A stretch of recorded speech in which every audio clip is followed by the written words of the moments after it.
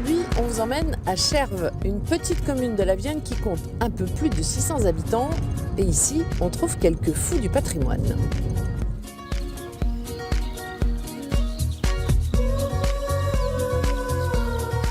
Bonjour monsieur, il est en état de fonctionnement? Et non seulement on le fait tourner, il faut du vent.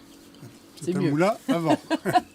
On le fait tourner et pour le faire tourner, on est obligé de faire de la farine. Parce qu'autrement, les meules qui sont à l'étage vont se toucher et se détériorer, même voir si on insiste trop, mettre le feu. On peut jeter un petit coup d'œil? Bien sûr, vous pouvez monter à l'étage. Ah oui, on va y aller.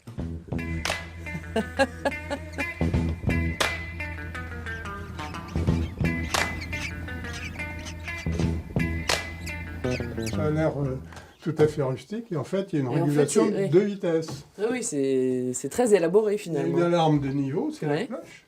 Quand il y a plus Donc ça, c'est quand il n'y a plus assez de blé? Oui, parce que le meunier, il n'est pas là en permanence, il est en bas. Et comme il faut toujours qu'il y ait du grain pour que les meules ne se touchent pas, il faut qu'il sache s'il y a du grain ici. C'est la cloche qui lui indique.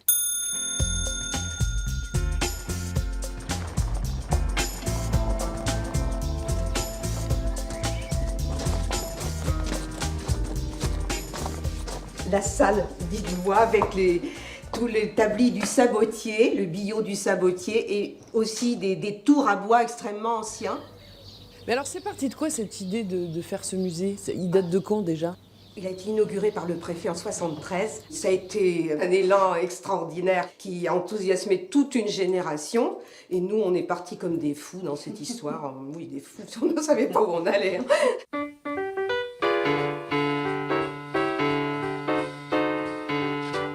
Donc là, les tissus, il y avait des couleurs différentes. Pourquoi il y a des couleurs différentes? Il y a des couleurs différentes parce que les couleurs étaient décrétées par ordonnance royale. Donc pour notre région, c'était cette couleur bleu foncé, presque noir. Ces tissus extrêmement anciens datent effectivement d'avant la Révolution. Et vous voyez tout de suite la différence avec cette cape qui est une houppelande qui avait été portée par un berger qui venait du Limousin, qui s'était gagé dans le coin. Et vous voyez la différence de couleur, évidemment, puisque c'était une autre province, c'était d'autres couleurs.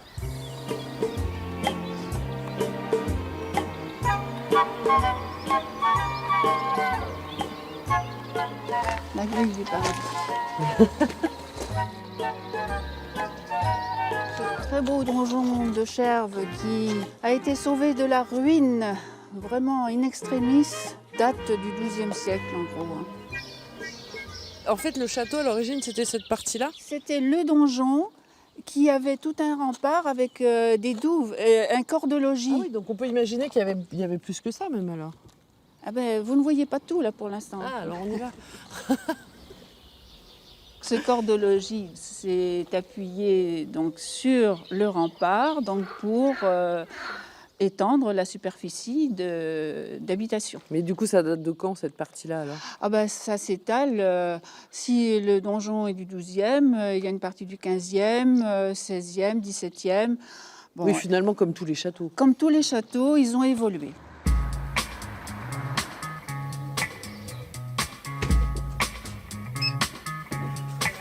Bonjour messieurs, dames. Je veux du raisin. Alors mettez du raisin. Vous préparez des commandes là en fait? Voilà, ouais, il y a des gens qui peuvent pas trop marcher, donc ou qui sont partis faire la sieste, comme ils sortent juste de manger, donc du coup, je leur prépare leur petite course. À la prochaine. À la prochaine.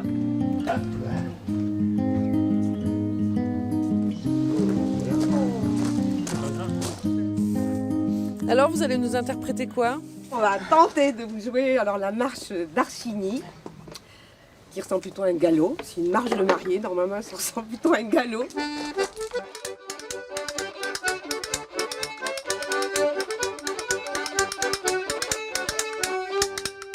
Bravo. Voilà. Effectivement, les mariés, ils y allaient en courant là. On voit les à l'horizontale derrière.